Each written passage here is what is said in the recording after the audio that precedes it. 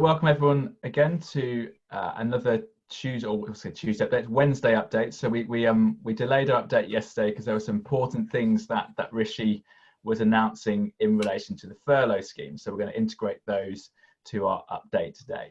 So what Ravi and I will cover is the new things that we've learned over the last week, specifically in seeing the bounce back loan scheme launch, change to the furlough scheme and the looking at the extension to it, the launch of the self-employed income support scheme and how you make applications of that, and just a few odd pieces that we think are useful that we've learned that would be good for you guys to know. Let's just share this screen now.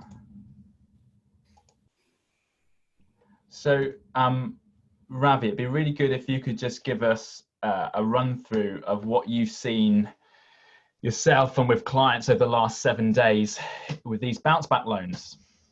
Sure. So as we all know, the bounce back loans were the smaller loans up to 50,000. The idea here being that the banks are able to quickly get cash out to some of the smaller businesses. It seems as though we've had a successful launch from the 4th of May with nearly 160,000 loans applied for and approved in the first 3 days. What's been nice to see is that the application forms have been as simple as promised. So either 7 or 8 questions or a couple of pages.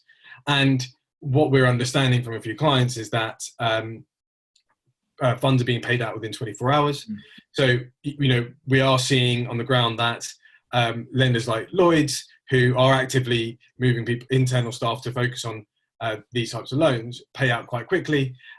Whereas some of the other lenders like HSBC, whilst they're not paying out quickly, what they are doing is they're following up with the paperwork relatively quickly, with the idea being that they start releasing funds next week. And are there any, in terms of the state of lenders, who are the new players we've seen this week? We're starting to see the Co-op Bank and Starling Bank announce that they will be providing these business bounce back loans. We are hearing that similarly to SEISS, that other lenders are also applying to make sure they can provide these. It would be great to hear from all of you out there if you're seeing any other new lenders announce to you guys that they're providing the business bounce back loans. But the Co-op and the Starling Bank are two that we've heard of more recently. In terms, what's quite interesting is the conversation me and the team have been having with clients around, okay, well, now that the business bounce back loan scheme is there, what do I continue my application form for CBILS? And the conversation we've been having is basically saying, what's more important? Is timing more important than saying having an additional 25,000? If you're originally applying for 75,000, 80,000 pounds, is the timing of getting the money more important than the additional amount? If so, we've been actively advising clients to apply for the business bounce back loan. If the amount is more important and rather than the timing, then we're suggesting to keep following through with CBILS to see how we do.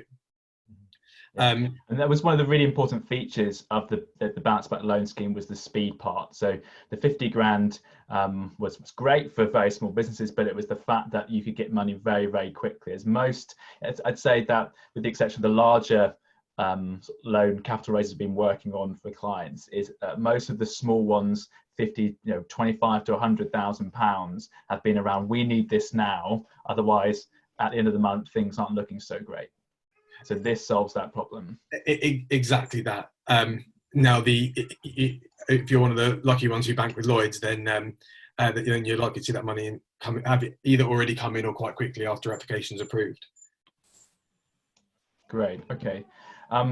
Now, one of the other common conversations that we're seeing happen across our client base at the moment, and with many experts on YouTube giving their opinion around who is eligible and whether an investment business such as a buy-to-let business or a landlord is eligible. Now, we obviously get a lot of questions on this, and ultimately you've got to self-certify yourself whether you think you meet the criteria or not. It's not up to us to certify you doing that. But just to give you sort of view on what I think is happening here. So a lot of the experts on YouTube are talking about, we've looked at this criteria for the bounce back loan, And it says that if you have a trading or commercial activity and you establish before 1st of March 2020, you qualify. And this word commercial activity in tax legislation or in company law, extends to investment businesses as well as trading businesses. That's why it says trading and commercial activity. So if you are a buy-to-let investor, so an investment business, you qualify. Okay, so I've seen a lot of commentary around that.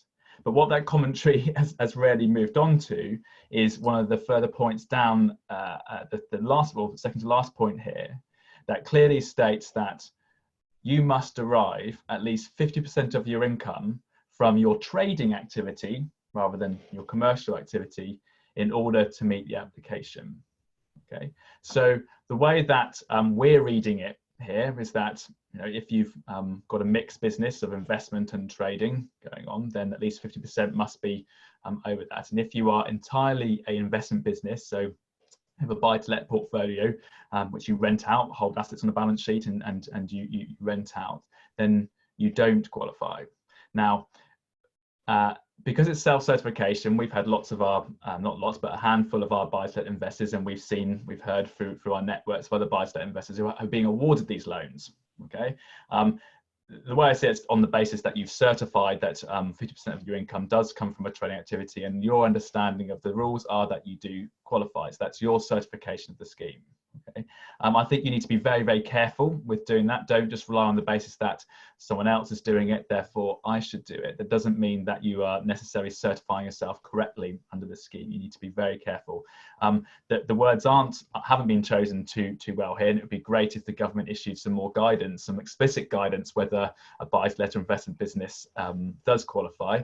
But I expect it's not necessarily in the interest to do so. I think it's that there isn't so much it's not so much the government doesn't care, but I think as long as the money is going out, it's being invested into assets, into creating jobs, into growing businesses. And as long as those loans don't default, there won't be any issues. Now, the problem you may get if you are an investment business and you've certified and said, hey, yeah, I get 50% of my income from my trading business, is if you default on that loan in the future, there may be a call under certain indemnities that you have made in the loan application, which could have ramifications on you personally. So you need to be very, very careful when looking at your loan application and deciding whether you're going to certify that 50% of your income comes from a trading activity. Right, so moving on from the bounce back loan. So we saw at the moment today that the self-employment income support scheme portal has launched.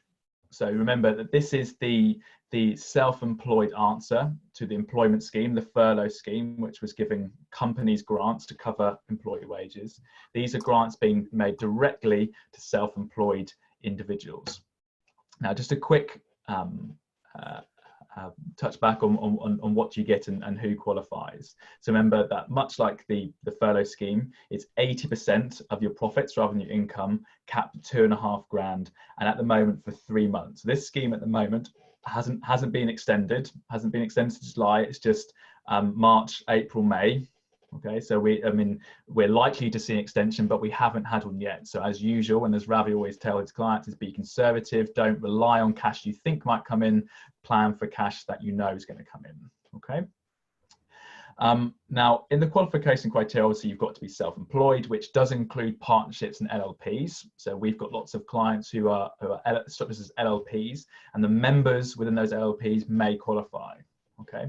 Now, the important piece of qualification criteria, which is in the sort of the grey zone here, on which you will have to self-certify, is this statement that you must have lost trading or partnership trading profits due to COVID-19. Okay, so losing profits isn't necessarily something that is clear what actually means. It could be the expectation to lose profits. It could be a downturn in business. HMRC in their guidance, or the government in their guidance, have provided some examples of what this might be. So they said you might be unable to work because you've got to shield and you can't do you undertake your trade if you're shielding. You might be sick or self-isolating, so you can't go to your clients or go to your place of work. Or indeed you've got caring responsibilities for children, for elderly parents, or what have you. Or you've had to scale down your business. So you're a hairdresser and you can't cut people's hair anymore. So you've obviously got to cut down in your profits there. Or perhaps your supply chain is interrupted. You're a builder, you're a bricklayer, and you can't get hold of bricks because the merchant is now Jewson's is no longer supplying bricks. Their supply chain is broken, so you can't continue doing your work. So these are examples of very valid statements of your trading or partnership profits have been hit due to COVID-19. Now, what is clear is if your business is doing just fine, if indeed it's actually doing better because you're providing a service that's actually more in demand now than it was previously, then you do not qualify for the scheme. Okay, but much like the bounce back loans, you'll be self-certifying this. So you'll be making a declaration that these apply to you. Okay, so again, be careful in doing that. If you need to discuss your situation, you think it's a grey area, by all means, reach out to your normal partner or client manager, have a conversation with us and see what we think as well. But it's up to you to make that declaration. Now, how you make your application. Now, this is quite important, as we've been learning a lot over the last week. And what we know is it's quite different to the furlough scheme. Okay, so the employee furlough scheme. Now, under the employee furlough scheme, if we were your PAYE agent, so we undertook your payroll for you each month, made the submissions to HMRC, then through our agent's access to the HMRC gateway, we could go and fill in the details and make your application for you. Now, under this scheme, we can't do that. Okay, so there hasn't yet, it's indicated that it may come in the future. It hasn't yet been built for the agents to be able to access your self-employment income scheme application via our agency login. So you will need to do this. Okay, so we can't make the application for you. Now, HMRC have actually been writing letters to what is probably most of the people that HMRC thinks qualify.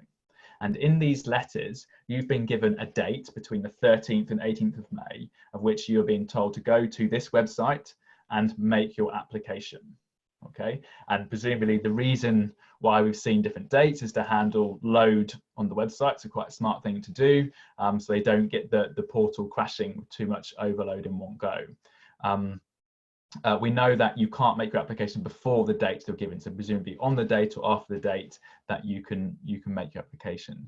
Now, as expected, there'll be many people who didn't receive that letter, perhaps because HMRC haven't covered the whole piece or they're not sure if they qualify. So you can actually go online to an HMRC eligibility checker. Now, we'll make sure the link is in these slides here, and you're going to get the slides later, and we'll make sure the links are in the emails going through. So you can follow that link, and you'll go to a website where you can enter your UTR, so your unique taxpayer reference number, and check if you qualify.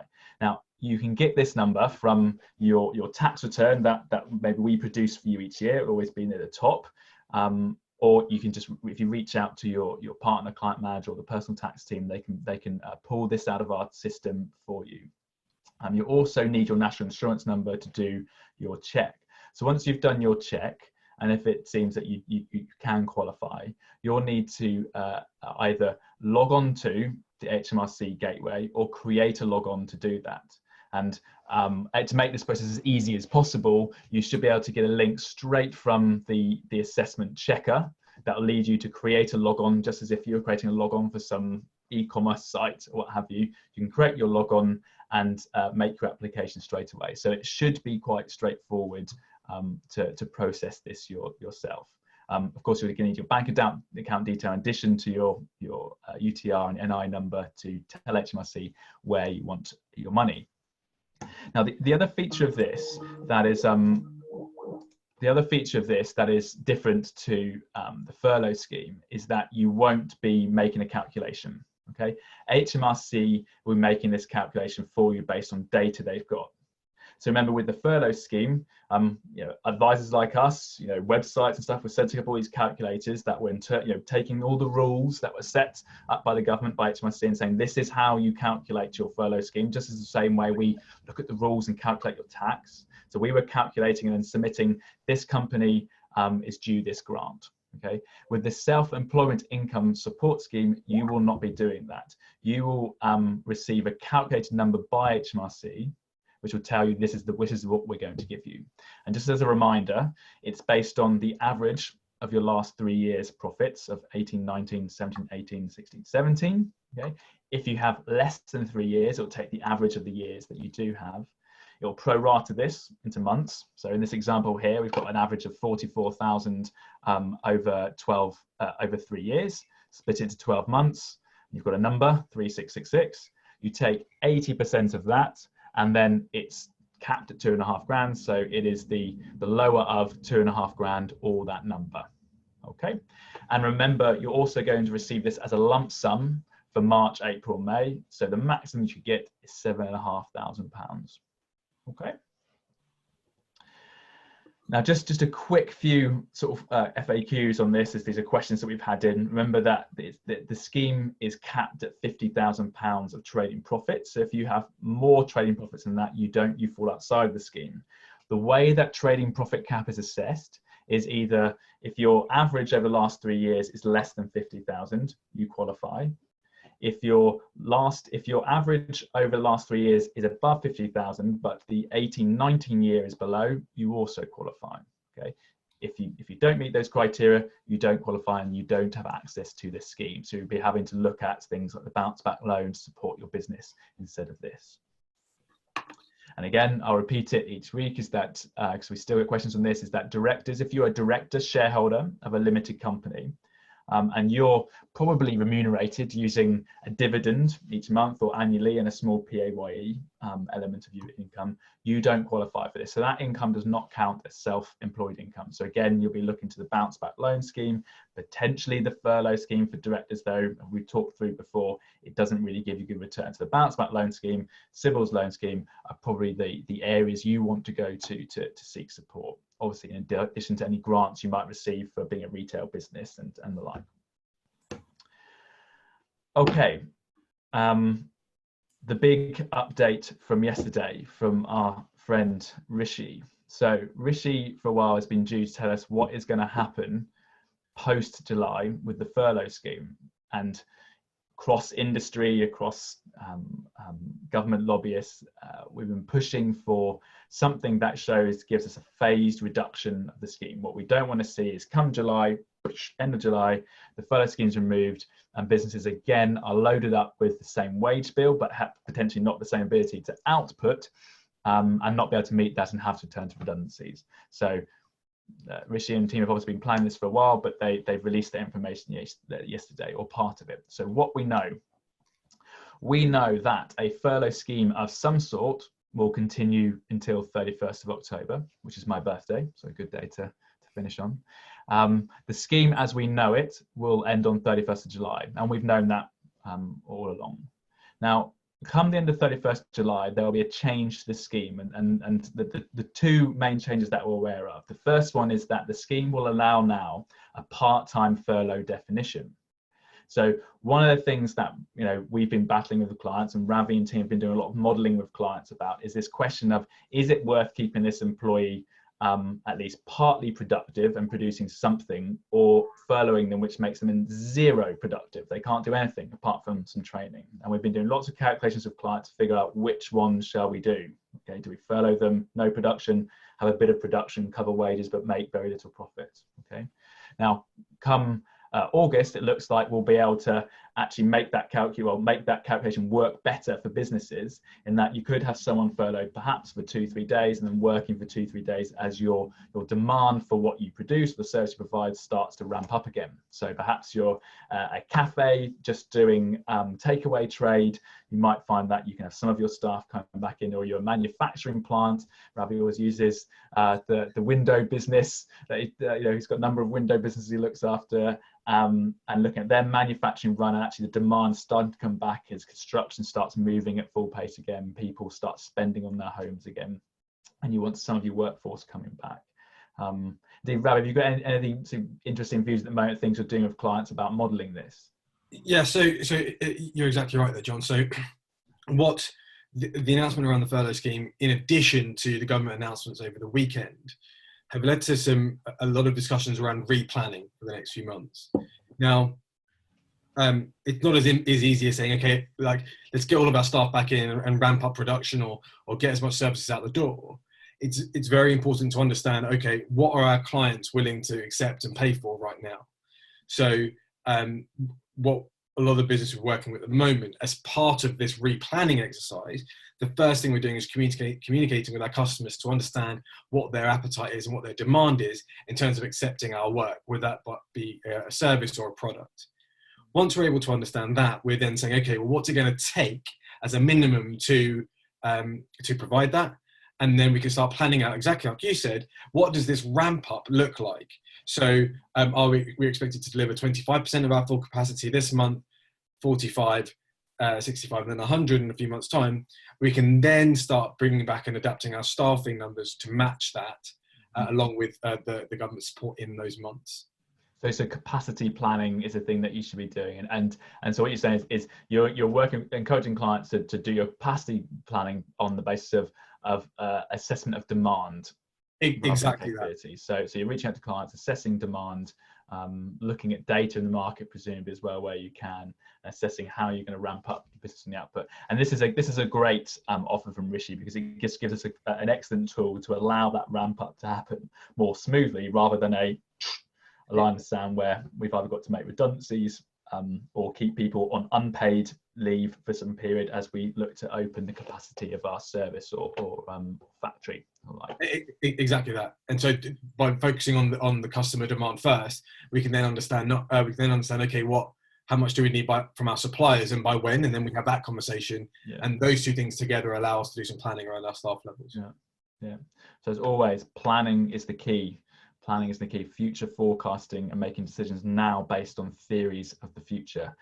So the other part of the scheme that we know will change is that, so Rishi has said, the government will be asking employees to cover some of the cost.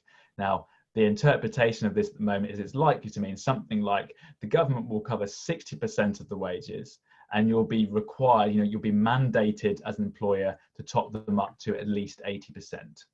So they've said that the employees will never receive receive less than 80% if they're on this scheme, but the government contribution is going to be less. So there's going to be some sort of mandated contribution that you'll need to make towards your staff's wages. It's worth on this point, actually, across the 200 plus businesses that we've worked with over the last few weeks to furlough employees, I'd say the vast majority of these businesses have reduced wages to 80% while they're furloughing businesses, which has been the only way for these businesses to get through this period. If they can reduce wage bills dramatically, cut down to almost nothing, then they can survive through. So that's going to change. So these businesses will start contributing now, topping up wages to hit this at least 80% point. But this won't happen until August. So the scheme as we know it still goes through to the end of July. We hope to get some more information over the coming weeks, and by the end of May, hopefully they will communicate better with us than Boris Johnson did over the last weeks, and things will be a bit clearer, but we shall see, and we will do our best to interpret these things for you. Now, just a few little nuggets as we draw to a close and things that we think are interesting out there. So the first one, if you've received a CBILS or bounce back loan, it looks like these loans are going to be legally classed as what's called state aid. And when they're classed as state aid, for most businesses, this won't have any impact on how you operate your businesses, how you pay your taxes or anything. But for those businesses that make R&D tax credit claims or raise money under the SEISS EIS scheme, this can impact what you can do and you can't do. So under the R&D credit scheme, for example, it might mean that you can't claim under the SME R&D scheme and have to claim under the less favourable RDEC R&D scheme. Okay, and it may mean that you can't raise as much money under your SES or EIS scheme. We know we've seen this following Boris Johnson's announcements over the weekend. We've seen this 60-page document, which for most people, much of that document is redundant and not particularly useful. But the government is issuing very specific guidance on businesses going back to work, and they've broken this down by different sectors and industries as well. We're still digesting this and understanding and talking to clients about this. What we would hope to do in the coming weeks is perhaps run a separate webinar looking at some of these sectors and pulling some of these apart. So hopefully once we've got some experience of talking them through with some clients in specific sectors, like for example, there's construction ones, there's manufacturing ones, there's service and restaurants, retail industry ones. And it includes everything around health and safety guidelines and bits of that.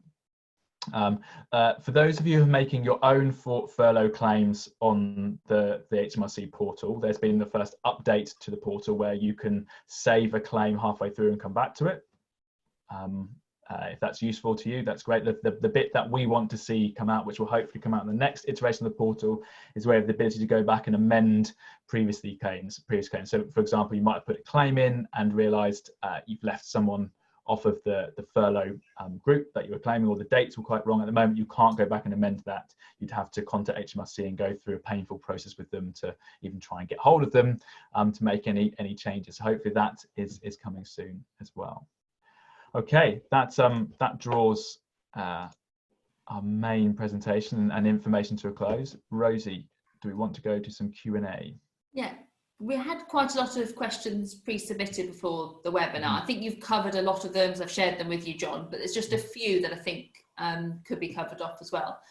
So we had a question submitted from Jerry, and this was today, asking, is there any government support at the moment for employees being put on part-time working through the furlough scheme? No. So remember that the definition of furlough under the current scheme is that that employee is made temporarily fully fully, not redundant was the wrong word, but that they're entirely can't be working. So they've got to be made, they're completely absent from work for the period of time you've furloughed them.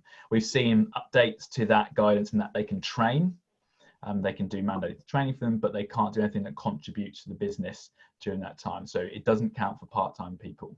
And that's been one of the big criticisms of the scheme, in that the critics have said, well, the government have basically told the UK to stop working, and that where you could have some people contributing to some things of the business, this scheme has said you entirely can't contribute at the moment. So that's going to change post July.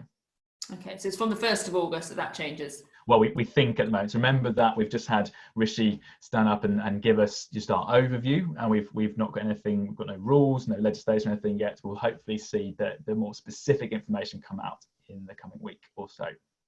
Okay. And we had another question about furlough workers, with this topic that we've had before about people needing to pay their staff weekly. Well, how soon before the end of the month can they claim this money back? So after you make your furlough claim, which remember there can't be something like more than 5 or 6 days before, or maybe it's 14 days before your payroll date. So if you're weekly before that, but remember there's a delay, there's a 6-day delay for getting your money around that time. Okay, so if you make weekly payroll, of course there's going to be a delay, and you won't be able to you won't be able to get your furlough money before perhaps that you pay your employees. So the way this is where the bounce back loan could be something of interest to you, that you can get some loan to up your working capital to help bridge that lower point. Now, for businesses who are quite large, and this is a significant problem, we're actually seeing bridge financiers also come in and look to bridge the gap, specific products to bridge the gap between making your application for your furlough claim and receiving the money. So they'll lend you basically secured on the application you've made. I've seen one of my favourite lenders, Market Invoice. I think they're called Market Invoice anymore, Ravi, but the Market Finance now. I think they changed the name, but Market Finance, that they've got a specific product out there at the moment that does just that. Okay, good. And we've had a couple of people saying they've applied for the bounce back loans. One was with Barclays Business, one was with NatWest, and it hasn't worked. What's their next step? Or they've had difficulty either accessing the platform, or they've put in a request, not heard anything for like 3 days. Yeah.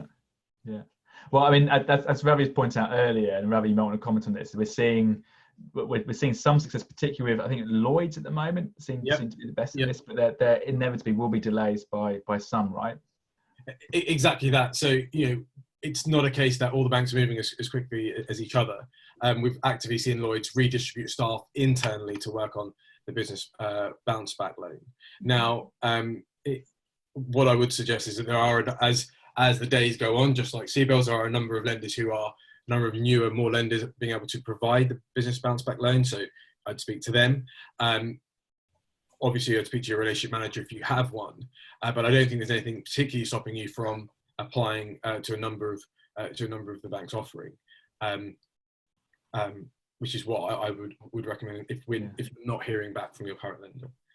Okay. Is that what people should do initially? Just put in applications with 3 to 4 banks rather than just one, and seeing if they. So the application, so for example, with the larger high street lenders, let's talk about Barclays, for example, the way you have to apply is through your online banking portal. So I'd say apply through there first. If you're finding, if you haven't even heard anything after a few days around some paperwork, then I would start exploring some alternatives. Mm-hmm.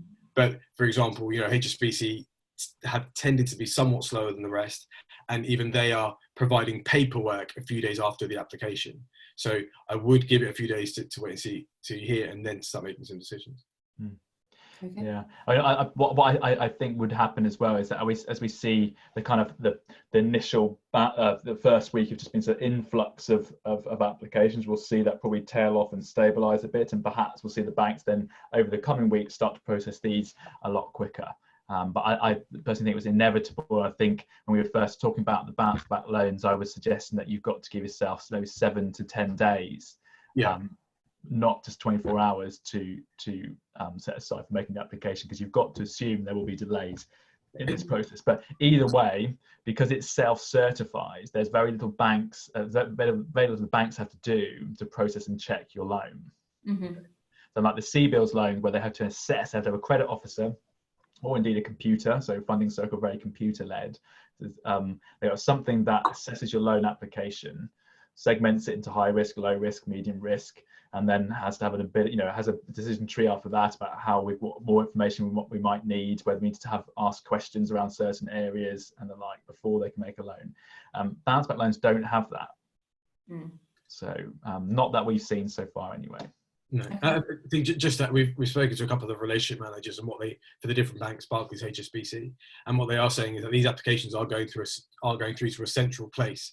So as you can imagine, there's a lot, exactly like Jon said, there's a lot of applications going through to a central place. So I think we have to kind of show some patience in this initial period. Okay. And we had one question about the self-employed scheme, that if they haven't been contacted by HMRC, does that mean they're definitely not eligible, and is there another way that they should be checking?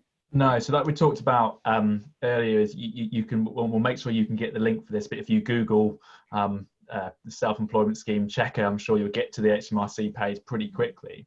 You can enter your UTR number into this HMRC page and get it. It will check you. It will check whether you qualify or not. Now, why you haven't been sent a letter or not, I don't know yet. We haven't got enough information around that. But the whole premise of, I think, HMRC creating the checker suggests that they know they can't contact everyone. Perhaps because the physical ability to send out letters is still going to be limited. There's a lot of self-employed people in the UK, and there's only so many HMRC staff, and all at the printing presses or whatever doing this stuff, so they can't reach everyone. So do go and do that check. If you think you qualify, check online. Okay. And if you think you qualify and you check online, you still don't qualify, just contact your normal contact at Acuity, and we'll maybe have a look at doing that. And it could be something like it's actually less than 50% of your income actually comes from self-employed over the period, or your profit that you had. We talked about there's a 50 grand cap. You can't have profits more than 50 grand for an average over the last 3 years, or in the last, or if it was lower last year, the average could be over. But if you've broken that 50 grand cap, it could be also that's why you don't qualify. You've not quite worked that out for yourself. Mm-hmm. We've just had somebody message in the checker is currently unavailable. Perhaps there's a lot of people trying to access it. I wouldn't be surprised. Like there's because we've waited so long for this to open. So remember that the government said, look, our our biggest bang for buck and the best way for us to reach the most people right now is through the employment furlough scheme, because we've got a ready-made system, the PAY system, to go out and do that, and we can get agents to help us, companies to help us, and all the rest. So they did that first, and they said, well, we're going to do this one later, and this is the later now. So we've been waiting a long time to get this. There's a lot of people waiting, ready to get their details on and check it. So. Okay, just a couple more questions, John, a little bit more specific. I think this one's quite interesting. Somebody is, Darren Sharp, has said that his wife is the joint director of their limited company. So they had already applied for the furlough through this, but she's also a sole trader for her own business. Now, can she apply for the self-employment scheme as well? I think you need to look at the rule of over 50% of your income must come from your self-employment. So you have to look at your last self-assessment, so the 18-19 self-assessment, and just look at your income split. And if more than 50% of her income came from her sole trading business, then she should qualify. Okay, and we had another sort of eligibility. Liz Tirani is saying her husband, who is 70 and has a pension, is a partner in her business. Would he be eligible to apply?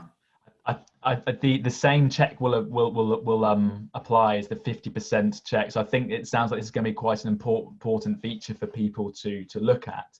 It is quite common that a self-employed individual has other income streams as well. So be that a buy to let property, so some property income, or indeed they're old, they're drawing their pensions, they've got pension income, or they've got an employment job and this is self-employment on the side. I think I've used the example before. You could have someone employed with a construction business that has a trade with maybe an electrician or what have you, a bigger business, but on the weekend he picks up his own personal work. And he bills for that under self-employment. As long as that self-employment was bigger, so 50% of his income as compared to his PAY income, that you could make a claim. But if it's less, you can't. Okay. And do you think there'll be anything coming up for? There's a few opinion-based ones, John. So you're right. Do we think Want the opinion? I need to hear the opinion and digest they're coming up for charities from August onwards. I don't know actually, and I mean. We can have a look, and I'm not particularly well versed on a lot of the charity stuff, but we have seen time again through this whole process that a lot of the time charities have been excluded from things. So it's not, and indeed the future, the next year for charities looks hugely uncertain, as the funding bases for both large and small charities are going to be hugely diminished across the board. So yeah, I don't know at the moment, and hopefully the government will come out with a view on how it fits. My wife works for a very large charity, and her job looks very uncertain over the year or so to come. So I think the government are going to need to respond around what does it mean for the third sector and non-profit businesses out there. Okay, I think the other questions here we've got, John, are quite specific, so won't be really applicable to everybody on the call. So anyone who's submitted a question that hasn't been covered will be reaching out to you by email after to answer those. Thank you very much. Thanks for joining, everyone. Guys, next week probably. See you next week. Thanks, everyone.